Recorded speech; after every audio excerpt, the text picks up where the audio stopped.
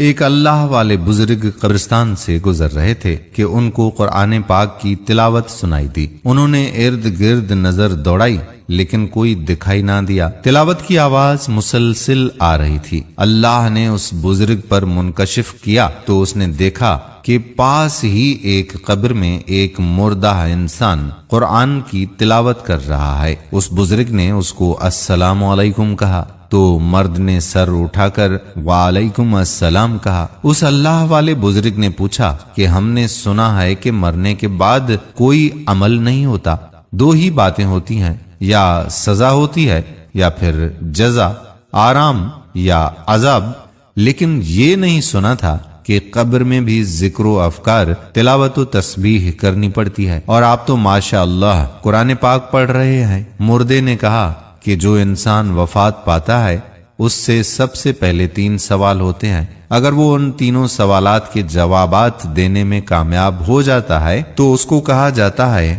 کہ تم کو قبر میں اپنا وقت قیامت کے دن کے انتظار میں گزارنا ہے۔ جب تمام دنیا والے یہاں پہنچ جائیں گے تو قیامت قائم کر دی جائے گی۔ یہ قبر تمہاری آخری آرام گاہ ہے۔ یہاں قبر میں اگر تمہارے پاس کوئی مشغلہ یا کوئی مصروفیت نہیں ہوگی تو تم یہاں اکتا جاؤ گے، اسی لیے تمہارا پسندیدہ کام جو تم دنیا میں کیا کرتے تھے، جو تمہیں اچھا لگتا تھا، وہ تم بتا دو، تم کو یہاں اس کی اجازت مل جائے گی۔ میں تو دنیا میں قرآن کو محبوب رکھتا تھا، لہٰذا میں نے ان سے کہا کہ مجھے قرآن پڑھنے کی اجازت مل جائے تو میرے لیے بہت کچھ ہے، اسی لیے مجھے یہاں قرآن کی اجازت ملی۔ میں نے قبر میں 70,000 قرآن ختم کیے ہیں۔